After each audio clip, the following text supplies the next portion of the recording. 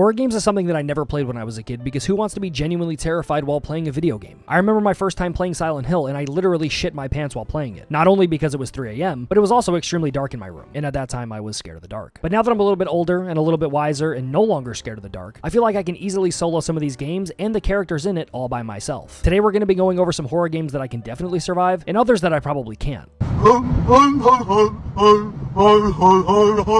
Five Nights at Freddy's is a game that you play as a nighttime security guard for a family-owned pizza restaurant known as Freddy Fazbear's Pizza. Your main objective in this game is to last from midnight to 6 a.m., without of course being caught by the homicidal animatronics that wander around the pizzeria at night. Now my first question is, why did you take that job? Why was that something that you wanted to do? You know that these animatronics roam the halls at night, and yet you took that job. That right there is the biggest mistake. The second mistake is knowing how much you're probably getting paid. You're probably getting paid no more than $5 an hour, yet you took a job where all of the other previous security guards have gone missing. Yet you decided that was a good job that you were gonna take. Yeah, see me, that's not gonna work for me. Me personally, how I'm surviving Five Nights at Freddy's, it's very easy. Number one, I'm not taking the job. Once you told me that there was animatronics roaming around the halls all by themselves and eating people, supposedly, yeah, I'm good. That's just not a job that I want to take. Number two, if for some reason I was forced into taking that job, I needed that $5 an hour from midnight to 6 a.m. Okay, cool. How am I surviving? I'm A, deadbolting the doors. Yeah, the animatronics might be strong, but that may be able to keep them out a little bit longer. Number two, I'm strapping up, if you know what I mean. Granted, they might not do too much to them, but maybe it'll scare them a little bit, to stop messing with me. And number three, which might be the hardest part of surviving this whole thing, is I would try to find like an animatronic head or something like that and put that on and just sit in my chair. Probably fall asleep until 6 a.m. and get woken up by some of the day workers that end up working there during the day, which is the shift that you really want. Five Nights at Freddy's would be an easy solo for me. Granny. Granny is a game where you're locked inside of a grandma's house. The whole main objective of this game is to find all of the keys and get out of the house before Granny kills you. And the only places you can hide is in the closets or under the bed. You drop something on the floor, yeah, she's gonna hear you. The whole main objective is to be super quiet, find the keys, and get out. Now granted, Granny in the games, yeah, she's pretty strong and powerful because somehow she's one-punching every single person with that giant baboon mallet she's got. But other than that, how are you getting pieced by a grandmother? 9 times out of 10, if I hit a grandma with a right hook, she is cooked. Obviously, I'm not doing that, but I'm saying if I was in that and all she had was that club, I'm putting my forearm up and I'm hitting her right in her face. That's pretty simple. 9 times out of 10, I am knocking grandma's teeth all the way into the back of her throat, and she's done for. I'm not gonna be quiet. I'm not gonna be this. Now, if you said grandma's strapped or she's got a knife, okay, I'll be quiet. I'll tiptoe around the whole house, try to find the keys, and make my way out of the front door, because that's the main objective of this whole entire game. You're not gonna catch me hiding in closets or anything like that, and if I did, if Granny was real powerful and I had to hide in the closets, I would make some noise, then I would jump in the closet, wait for her to stand in front of the closet door, hit her with the closet door, hit her with a right hook, and call it a day. I'm just gonna go downstairs,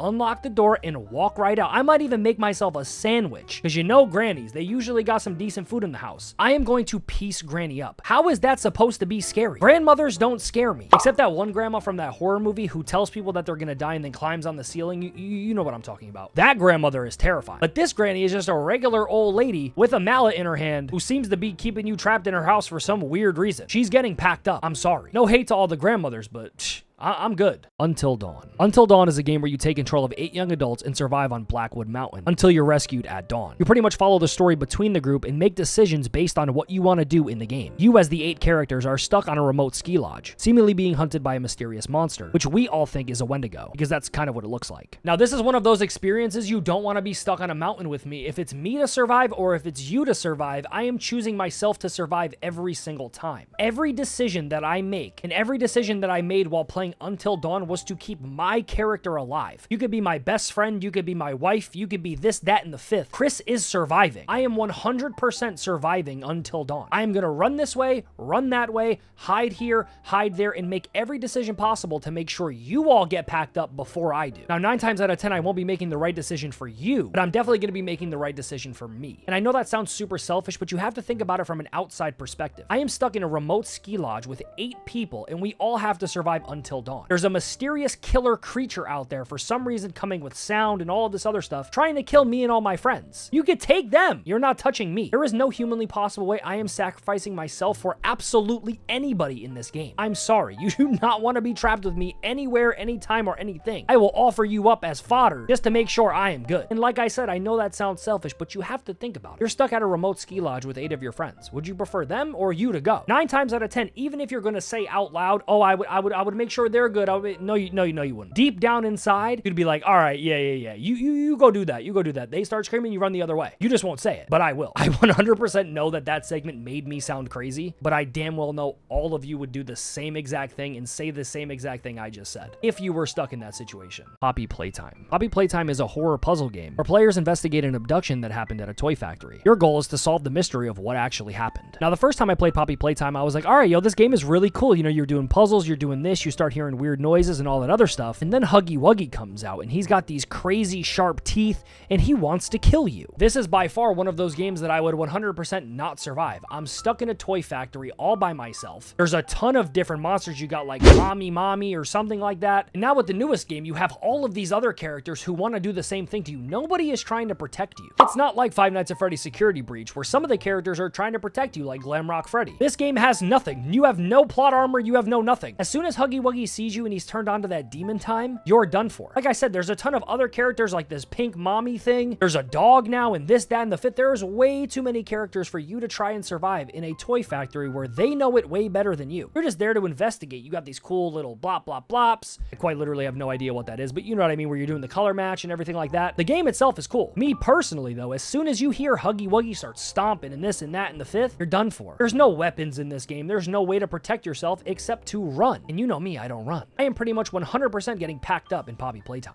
Dead by Daylight. Dead by Daylight is an asymmetrical horror game where one person picks a killer and the other 4 are survivors, trying to escape the killer and avoid being killed. Death is, of course, not an escape. Now, DBD is one of those games that is very skill gap based and very hard. The main goal of this game is to run, throw down pallets, and things like that. Now, there is a slew of characters that can easily kill you. A huntress, she throws the axe, and if the huntress is good enough, she will hit you 9 times out of 10. The other main factor in this game is that you have to run. As I just previously stated, I do not run. How am I going to run around a pallet and outrun Jason Voorhees? Granted, he doesn't really run, but he can teleport in the game. As I said, the huntress, she throws an axe, and she's got like 4 of them on her body at all times before she's got to replenish it. DBD is a very skill-based game as well. I'm not very skilled at much things. If you were to transport me into a character inside of Dead by Daylight, nobody would pick me 1. And 2, if they did, they would be like, damn, why did I pick Chris? There's no way I'm surviving this. Stamina, all the way low. Intelligence, all the way low. The only thing I have is strength. And you don't really need strength in Dead by Daylight besides throwing down a pallet, which most people are already doing with the lowest amount of strength in the game. Me as a Dead by Daylight character would 100% not work. And that's just me being completely honest with myself. Horror games I can easily survive. Since you guys showed so much support on the last one, you know I had to run it back. So here are some more horror games that I can 100% easily solo by myself. Texas Chainsaw Massacre. Texas Chainsaw Massacre is an asymmetrical horror game, sort of like DBD. Of course, based on the iconic movie Texas Chainsaw Massacre, released in 1974. The game features 8 victims attempting to escape the family, who happen to be cannibals, and if they're caught, they will probably be eaten or killed. Now, Texas Chainsaw Massacre is similar to DBD. It's an asymmetrical game where you're running away from the killers, trying to find batteries and parts to escape. But you have to think about how they got into the situation itself. The only reason they all got picked up by the cannibalistic family was because they were driving down the road in Texas, saw a hitchhiker, and tried to be the nice person. Me, I'm not doing that. I am completely sorry. I will call someone for you, but there is no humanly possible way I'm pulling over, letting somebody get in my car who I don't know, and then bringing them home. I've watched way too many horror movies and listened to way too many horror stories to ever pick up a hitchhiker. Now, the whole reason these people even got intertwined with the cannibalistic family was because they were trying to be nice. And you know what they say, nice people usually finish last. Especially when it comes to horror movies. Real life, obviously being the better person and doing stuff for people is great, but most of the time you're also not dealing with a cannibalistic family. Now, as I said, when it comes to the Texas Chainsaw Massacre game, you don't want to be anywhere near me, because if you make some noise, you're cooked. I'm gonna fodder you off, find the batteries, and escape. Jumping fences, running through here, running through there. And you know me, I don't run. Outlast. Outlast is a first-person horror game where you play as an investigative journalist named Miles. And somehow the story you're doing has to do with a psych ward, which is taking place in Colorado, which has recently become overrun by homicidal patients. Now, let me get this right. You're an investigative journalist, right? You're doing this for free. I'm pretty sure investigative journalism doesn't really make you any money unless you're signed somewhere, and I'm telling you, no one is paying Miles to do this. Also, in one of the first cutscenes, you pull up and no one is there. You then walk your way inside and see a ton of bodies of armed guards. woods. In what way, shape, or form does that make sense to you to continue your way through? You're also just holding your little camera while you're walking through. Bro, it's dark, there's bodies, I'm out. There's just nothing that can pay me enough in order to walk through there. On top of that, at any single point, up until, you know, you're in the basement and things like that, you see some crazy things. You see these mutant monsters, you see these really, really homicidal people inside of there, just killing everyone. And they're trying to kill you. And for some reason, you continue to make your way through to get as much information as possible. Like I just stated, there is no humanly possible way Chris is doing anything like that. As soon as I pulled up and no one was there, I would have turned my car around and went home. Investigative journalism, cool, do your thing, that's awesome. But as soon as you pulled up, you saw a ton of bodies and you said, you know what?